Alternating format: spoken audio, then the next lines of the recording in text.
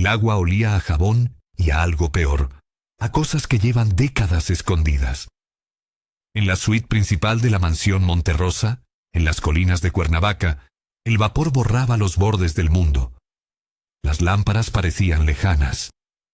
Los muebles, difusos. Y Alejandro Monterrosa, el hombre que había levantado imperios durante 40 años, tenía la cara de alguien que ya no podía negociar con el tiempo. Lupita Morales le sostenía la mano y escuchaba con la piel. Había aprendido a detectar el salto mínimo de la respiración cuando alguien miente, el temblor que sube por el antebrazo cuando alguien recuerda, el calor que llega cuando el miedo se convierte en decisión. No era enfermera solo por título. Había pasado años en un convento antes de elegir cuidar cuerpos en vez de claustros, y sabía algo que no se enseña en ninguna escuela. Hay verdades que matan si se arrojan, y verdades que sanan si se entregan con permiso.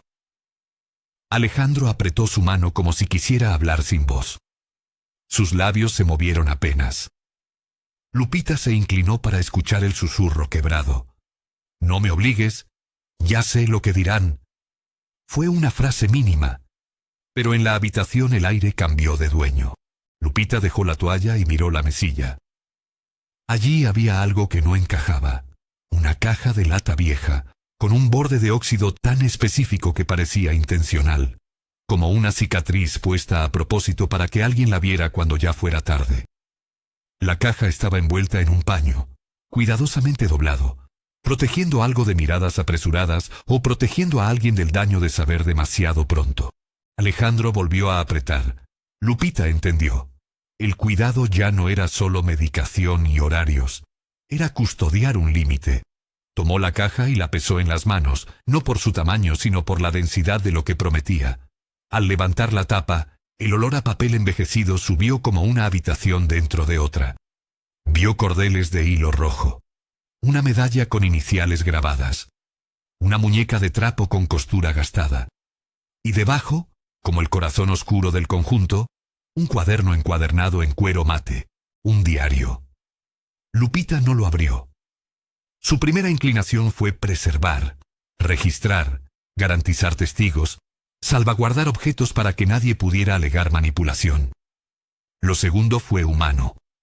No convertir la culpa de un hombre en el espectáculo de otra persona. Alejandro cerró los ojos, aliviado de que ella entendiera sin exigir palabras. La mansión reaccionó como reaccionan los cuerpos ante una noticia. Primero niegan, luego se tensan. Mariana Vega apareció en el umbral como si hubiera nacido con el apellido sobre los hombros. Peinado exacto, voz corta, ojos que no tocaban, solo medían. Detrás llegó Patricia Hernández, la abogada, con papeles y una mirada que no rumia emociones, sino consecuencias. Y hermana Lucía cruzó con calma ritual, presencia que no juzga, pero acompaña. Lupita habló primero para que el miedo no dirigiera la escena. Dijo que aquello no se tocaba sin reglas, que había alguien al otro lado de esa caja, una persona que no había pedido estar allí. Mariana frunció el ceño con tono defensivo. Preguntó si no era el delirio de un hombre enfermo, si una simple caja iba a arruinar el apellido que su tío había construido durante toda una vida. Patricia no se alineó con nadie, solo con la realidad. Respondió que peor que arruinar un apellido era arruinar a una persona real, que si había un nombre, había derechos, y si había derechos, había consentimiento. Hermana Lucía sostuvo la tensión con una frase simple. La verdad sin caridad también hiere. Y Lupita pronunció la palabra que debía gobernar todo. Consentimiento, obligatorio, irreductible. La decisión se tomó sin estridencias. La caja quedaba sellada, registrada y bajo custodia formal. Se documentaría cada apertura. Y antes de buscar verdad, buscarían algo más urgente. ¿A quién pertenecía el derecho de decidir si quería saber? Esa noche, Lupita se sentó en la sala donde descansaban retratos de generaciones y un piano cerrado como un juramento. Miró la caja como quien mira una puerta que no se abre con fuerza, sino con llave. Al amanecer, Patricia elaboró un protocolo. Mariana lo firmó con disgusto. Hermana Lucía pidió una sola cláusula: que la persona encontrada pudiera irse sin explicación, sin deuda, sin presión. Entonces, por primera vez, abrieron el diario solo lo suficiente. No para leerlo como novela, sino para buscar pistas. En la cubierta interior, entre manchas de tinta, aparecieron 3 señales: un nombre de embarcación abreviado, una referencia a Puerto Vallarta y una nota repetida como obsesión: puntada roja. Lupita sintió un golpe en el estómago. No era certeza. Era un rastro. Dijo que iría ella. Mariana cruzó los brazos sugiriendo que fuera la abogada, que aquello podía terminar en tribunales.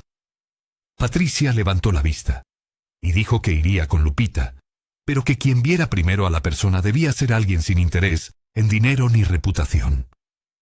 Hermana Lucía solo ofreció estar disponible si la persona lo deseaba. Mariana soltó una risa seca. ¡Qué conveniente! Una enfermera, una monja y una abogada.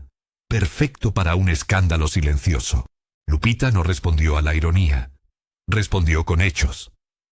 Partieron al día siguiente. La carretera serpenteaba entre campos con olor a sal y estiércol. Puerto Vallarta no era lujo. Era gente con brisa en la piel y memoria en las manos. Lupita caminó por muelles, tocó barandas lijadas por generaciones, miró sogas gastadas. Allí la vida no se disfrazaba. Resistía. La primera pista fue una tienda de hilos. Una costurera mayor reconoció la puntada roja sin pensar. Dijo que su madre la hacía, que no cualquiera sabía hacerla, que se usaba cuando había prisa y cariño, cuando alguien quería que algo quedara firme, aunque el mundo se moviera. La costurera les dio una dirección. La lavandería era vieja, llena de redes de pesca y toallas con sal. El dueño, de uñas negras y mirada honesta, recordó una prenda de hace años entregada con una nota casi borrada por humedad. Patricia fotografió el trazo para el registro. Lupita solo miró las letras. S. Reyes. No era una prueba, era una llave. Patricia comparó el trazo con una inicial del diario. Coincidía en algo mínimo: el modo en que la pluma descansaba antes de levantar.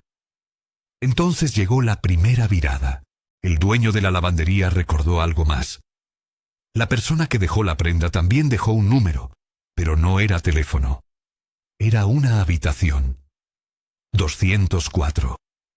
Lo recordaba porque estaba escrito con rabia, como si alguien quisiera que no se olvidara nunca. Lupita sintió frío. Habitación 204. No sabían de qué hotel ni de qué año, pero ya no era solo un apellido. Era un lugar de encuentro, una coordenada emocional. Patricia miró a Lupita y dijo que aquello ya no era poético, que era rastreable. Lupita no contestó. Caminó hacia la plaza. Bajo la sombra de un viejo laurel, el comercio era el mismo de siempre. Mesas, amuletos, rosarios, voces. Y en medio, una joven alta de piel tersa, ojos claros, ropa modesta sin ser miserable. Se movía con una serenidad que no era ingenuidad sino decisión. Lupita no se acercó de inmediato. La observó. Vio lo que solo un ojo entrenado reconoce. Una persona acostumbrada a sostener su mundo con poco.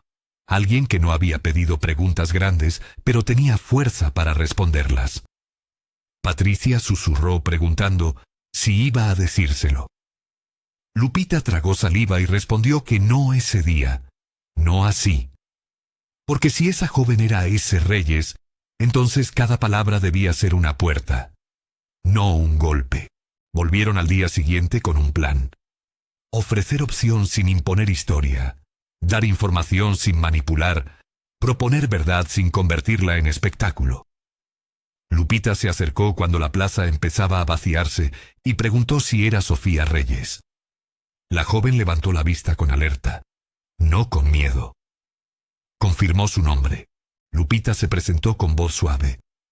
Dijo que era enfermera privada, que cuidaba a un hombre mayor, que había encontrado algo que podría estar relacionado con ella. Y antes de que su presencia la asustara, necesitaba decirle una cosa. No había venido a obligarla. Sofía apretó un rosario entre los dedos preguntando ¿a qué? Lupita sacó una nota doblada y respondió: ¿a saber o a no saber? La decisión era de ella. Sofía tomó la nota como si pesara más que papel y preguntó qué era aquello. Lupita explicó que era una invitación. Si quería, la escuchaba. Si no, le decía que no, y se iba. Sin preguntas, sin insistencia, sin volver. Sofía guardó la nota sin abrirla. Sus manos temblaron apenas. Preguntó por qué ella. Lupita escogió la única respuesta ética, porque su apellido aparecía y porque había objetos que sugerían una conexión. Nada más. Sofía tragó saliva. Miró su mesa, su vida ordenada en cosas pequeñas. Por un segundo, esa vida pareció frágil. Dijo que no sabía nada de mansiones ni de magnates, que vendía aquello para vivir. Lupita asintió diciendo que por eso estaba haciendo todo despacio. Se retiró sin dejar rastro.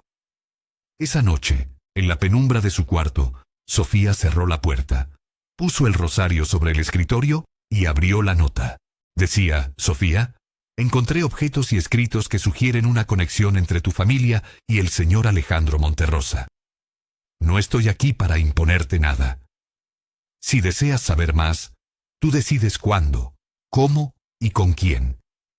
Si prefieres dejarlo enterrado, lo respetaremos. Estaré en Puerto Vallarta 3 días. Mañana, 6 de la tarde, banca bajo el laurel. Sofía leyó 2 veces. 3. Cada vez con más silencio.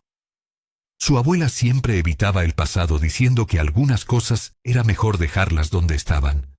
Pero ahora el pasado había encontrado una dirección. Al día siguiente Sofía no fue corriendo. Fue caminando, como quien va a una iglesia, con miedo pero sin fuga. Lupita estaba en la banca con Patricia a distancia, discreta, sin invadir. Sofía se sentó sin sonreír ni llorar. Preguntó lo único que importaba. ¿Quién era ese hombre? Lupita respiró y dijo el nombre: Alejandro Monterrosa. El nombre no golpeó por fama, sino por la forma en que se dijo, como si trajera una sombra detrás. Sofía apretó el rosario preguntando qué tenía que ver con ella. Lupita no soltó todo, solo lo necesario. Dijo que había un diario, que había una historia de hacía 23 años en ese puerto, que no sabía si era su historia, pero que su apellido aparecía con una inicial. S. con Reyes. Patricia habló por primera vez para blindar la libertad. No había obligación, no había cámaras, no había prensa. Si decidía escuchar sería con reglas. Si decidía no escuchar, todo terminaba ahí. Sofía miró a ambas como si midiera la verdad por el tono. Preguntó qué le garantizaba que no era una trampa. Lupita respondió sin adornos: nada, excepto que no ganarían nada obligándola. Si fuera por dinero habrían actuado distinto. Si fuera por reputación, Mariana le pediría que desapareciera y lo haría cuando se enterara de que estaba considerando ir. Sofía se tensó preguntando quién era Mariana. Lupita sostuvo la mirada. La sobrina, la guardiana del apellido. Sofía entendió de golpe que aquello tenía dientes.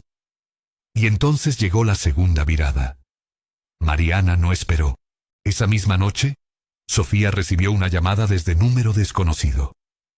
Una voz femenina controlada se presentó como Mariana Vega y dijo que quería evitarle un daño innecesario, que si aceptaba hablar con ellos, su vida dejaría de ser suya. Sofía sintió un frío limpio, preguntando si la estaba amenazando. Mariana corrigió. Le estaba advirtiendo. Dijo que Sofía no entendía lo que significaba Monterrosa, que la prensa no pregunta sino que devora, y que cuando terminara no quedaría privacidad para su fe, ni para su trabajo, ni para su familia. Sofía apretó el rosario hasta que dolió diciendo que no había pedido aquello. Mariana respondió entonces que no viniera, que le harían llegar una compensación discreta. Lo suficiente para olvidar esa conversación. Silencio. Sofía sintió náusea preguntando si estaba intentando comprarla. Mariana no lo negó. Estaba intentando salvar lo que quedaba. Sofía colgó con la respiración rota, y por primera vez entendió que si había una verdad prohibida, no era solo un romance antiguo. Era el sistema entero que prefirió el silencio. Al amanecer, Sofía tomó una decisión que no era de venganza ni de ambición. Era de dignidad. Fue a ver a su abuela y le preguntó directamente quién era su padre. Doña Carmen palideció como si el pasado le hubiera tocado el hombro. Sofía dijo el nombre con voz firme: Alejandro Monterrosa. La casa quedó en silencio. Doña Carmen lloró sin dramatismo. Lloró como lloran las mujeres que sostuvieron una vida con manos solas. Dijo entre lágrimas que su madre no quería el dinero de ese hombre, que solo quería que él no la escondiera. Sofía sintió que algo se rompía y se ordenaba al mismo tiempo. Esa tarde volvió a la banca bajo el laurel y le dijo a Lupita que iría, pero con condiciones. Nadie la grabaría, nadie la presionaría, y si intentaba irse, la dejarían ir. Lupita asintió con alivio diciendo que eso era exactamente lo que querían oír. Patricia redactó las reglas. Hermana Lucía fue llamada a petición de Sofía. 3 días después, Sofía cruzó el portón de la mansión Monterrosa. No como moneda, sino como persona. Mariana la recibió con una sonrisa tensa que no alcanzaba los ojos, diciendo que lamentaba las circunstancias. Sofía no respondió a la cortesía falsa. Respondió con verdad. No había venido por el apellido, sino por su historia. Patricia las condujo a una sala privada. Sobre una mesa de caoba reposaban los objetos: la muñeca de trapo, la medalla, los cordeles rojos y el diario. Sofía tocó la muñeca con dedos temblorosos, susurrando que su abuela le había dicho que su madre cosía así. Tomó la medalla y giró el reverso. Las iniciales no estaban bordadas como adorno, sino grabadas como sentencia. S.R. Sofía Reyes. La garganta se le cerró. Lupita habló bajito como si cada palabra fuera un paso sobre vidrio. Antes de leer necesitaba que entendiera que lo que dijera ese diario podía doler. Podía no ser suficiente. Podía ser injusto. Ella decidía cuánto, cuándo y hasta dónde. Sofía abrió el cuaderno. Las primeras páginas eran negocios, viajes, cifras. Luego una entrada fechada hacía 23 años. Y ahí llegó el golpe. Decía: hoy volví a Vallarta. Rosa me miró como si yo fuera alguien capaz de ser bueno. No lo soy. La dejé con una promesa y me fui con una mentira. Si alguien lee esto algún día, sabrá que lo hice por miedo, no por falta de amor. Y el miedo, al final, mata lo que toca. Sofía siguió leyendo. Me dijo que estaba embarazada. Le ofrecí dinero. Me escupió el orgullo en la cara y me devolvió la medalla. No quiero tu dinero manchado, me dijo. Quiero que no me escondas. Pasó la página. Rosa murió. La niña vive. La abuela la tomó y me cerró la puerta. Yo merecía esa puerta. Guardé la muñeca, el hilo, la medalla. Los guardé como quien guarda una culpa esperando valor. Nunca lo tuve. Sofía cerró el diario. No lloró como víctima. Lloró como alguien que por fin entiende por qué le faltaba una pieza. Hermana Lucía la abrazó sin palabras. Lupita no preguntó si perdonaba. Preguntó lo único correcto. ¿Qué necesitaba ahora?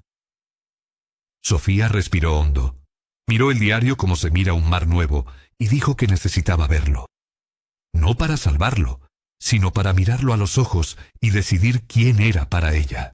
La habitación donde esperaba a Alejandro Monterrosa estaba preparada con la misma discreción que todo lo anterior. Cortinas que matizaban la luz, una taza de té a un lado, una manta doblada sobre las rodillas del anciano. El piano cerrado como testigo silencioso. Cuando Sofía entró acompañada de hermana Lucía y con Patricia a distancia prudente, lo hizo con pasos medidos. No había expectación pública, no había cámaras ocultas, no había familia entera observando. Solo un encuentro de persona a persona. Alejandro la miró con ojos cansados que ya no podían negociar. No esperó escenas grandilocuentes ni ofreció promesas imposibles. Con voz frágil dijo lo que su conciencia le permitía, que hubo un tiempo en que sostuvo algo que nunca quiso dejar invisible, que había dejado en forma de notas lo que su deseo de reparar le permitía escribir. No dijo «soy tu padre» como un título salvador. Contó pequeños detalles. Una mañana en la playa, un trozo de canción, una medalla dejada como ancla. Su tono fue de quien entrega una bolsa con piezas, no de quien reclama un legado. Sofía escuchó sin buscar en su rostro la confirmación inmediata de un nombre. Sus preguntas fueron prácticas y contundentes en su ternura. ¿Por qué ahora?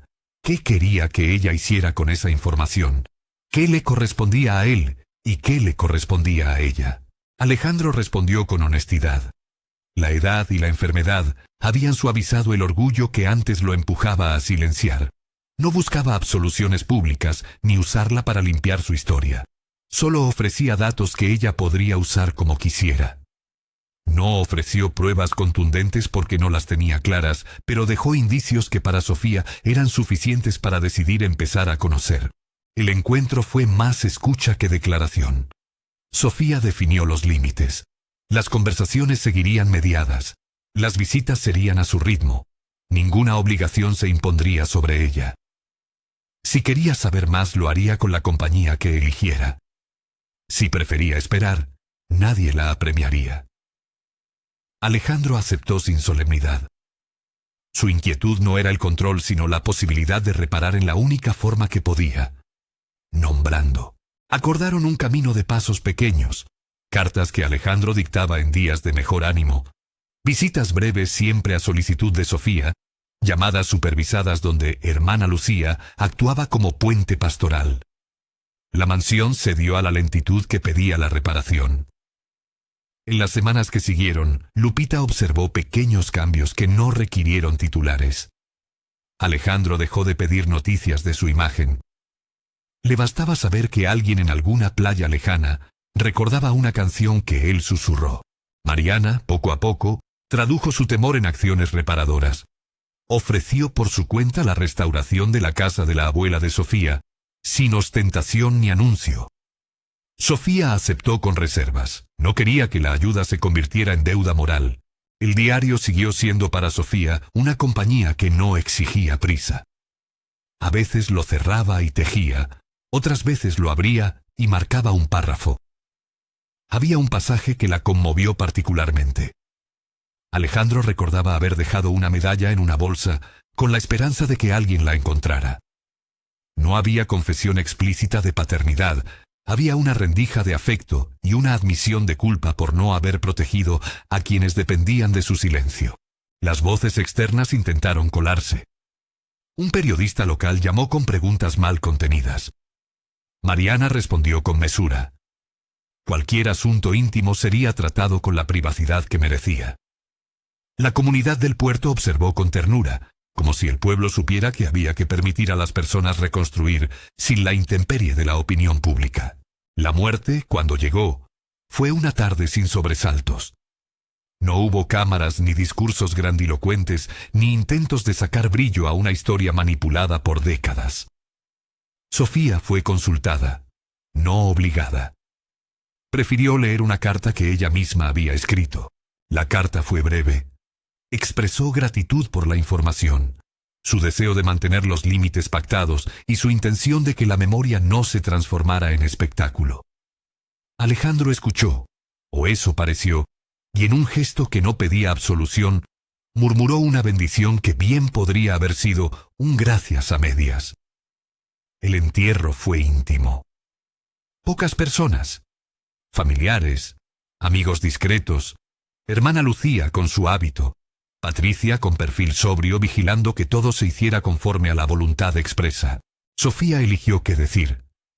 Sus palabras fueron medidas, sin dramatismo. Habló de la confusión necesaria para encontrar raíces, de la importancia de nombrar sin obligar, de la libertad de decidir cómo relacionarse con los fantasmas de otros. Su tono no fue de venganza ni de regodeo, sino de quien entrega un cierre que no borra la ambivalencia, pero pone un límite respetuoso. Tras el entierro, Mariana se presentó sin reflectores y llevó a Sofía la muñeca de trapo restaurada con costura nueva que cerraba lo que el tiempo había abierto. Fue un gesto que en su sencillez contenía la petición de reparar lo que se podía. Sofía aceptó la muñeca y la colocó en su repisa, no como trofeo sino como testigo de una historia que ahora tenía nombre y que ella, a su ritmo, volvería a narrar. La restitución no fue un acto único sino una cadena de pequeños cuidados. Se acordaron visitas esporádicas, se mantuvo la mediación legal, se establecieron canales de comunicación que respondían a la regla que Sofía expuso desde el principio. Que nadie le impusiera sentir, ni le dictara un modo de ser hija. Con el tiempo, la mansión aprendió a convivir con un pulso distinto. No se eliminaron los retratos, ni las cartas de negocios, ni los recuerdos de poder. Simplemente se añadieron objetos que no buscaban compasión, sino compañía. Lupita, en su trabajo cotidiano, encontró en esa sucesión de pequeñas decisiones una forma de justicia que no figura en códigos ni en periódicos. La restitución era la suma de muchos detalles. Una almohada acomodada, una carta leída en voz baja, una muñeca regresada a quien la necesita. Sofía no se convirtió en emblema público. Siguió vendiendo sus amuletos, siguió cosiendo para quien necesitara trabajo. Construyó a su manera una relación que no reclamaba justicia espectacular, sino coherencia y respeto. Desde la ventana de su cuarto miraba a veces la línea del horizonte como quien revisa un mapa que ella misma ha ido dibujando. La palabra virgen, que otros pretendieron convertir en adorno sensacional, en su boca conservó la hondura de una decisión personal sobre su vida espiritual. En la casa de la abuela, la muñeca de trapo encontró lugar en la repisa junto a un rosario y un cuenco de cerámica. No hubo manifestaciones, ni carteles, ni discursos. Hubo una trama de cuidado que lentamente fue reconfigurando nombres y lugares. Una tarde, ya con la casa más tranquila, Lupita se sentó frente al piano y dejó que sus manos repusieran una melodía conocida. No era un acto patético, sino una forma de agradecer. Al terminar, se quedó un instante con los dedos sobre las teclas, pensando en las cosas que había visto. Una caja de lata oxidada que abrió ventanas, un diario que no buscó absoluciones, una joven que dijo con firmeza que nadie debía imponerle cómo sentir. La verdad prohibida de la que hablaban algunos, esa que no gustaba porque sacudía una tradición de silencio, dejó de ocupar portadas para convertirse en algo más humano y menos explotable. Una historia que pertenecía a quienes la vivieron y que no pedía la aprobación del público para existir. Si algo quedó claro fue que el cuidado cotidiano es la forma más humilde y más cierta de hacer justicia. No las declaraciones grandilocuentes, sino la constancia de las visitas. No la exposición pública, sino el gesto de devolver una muñeca. No la búsqueda de titularidad, sino la posibilidad de decidir en libertad. Y así, entre llaves que se cierran con prudencia y ventanas que se abren con permiso, la historia continuó su curso, no como novela resuelta, sino como tejido que se va reforzando con hilos de cuidado, a veces invisibles, a veces apenas percibidos por la luz. Quedó sobre todo la sensación de que la dignidad había sido respetada y de que la verdad, aun cuando es tardía, puede ser recibida sin espectáculo si se la trata con ternura y con leyes de respeto. Porque al final, las verdades prohibidas no son las que se ocultan. Son las que se revelan sin permiso, sin cuidado, sin darle a quien las recibe el derecho más sagrado de todos. El derecho a decidir si quiere saber.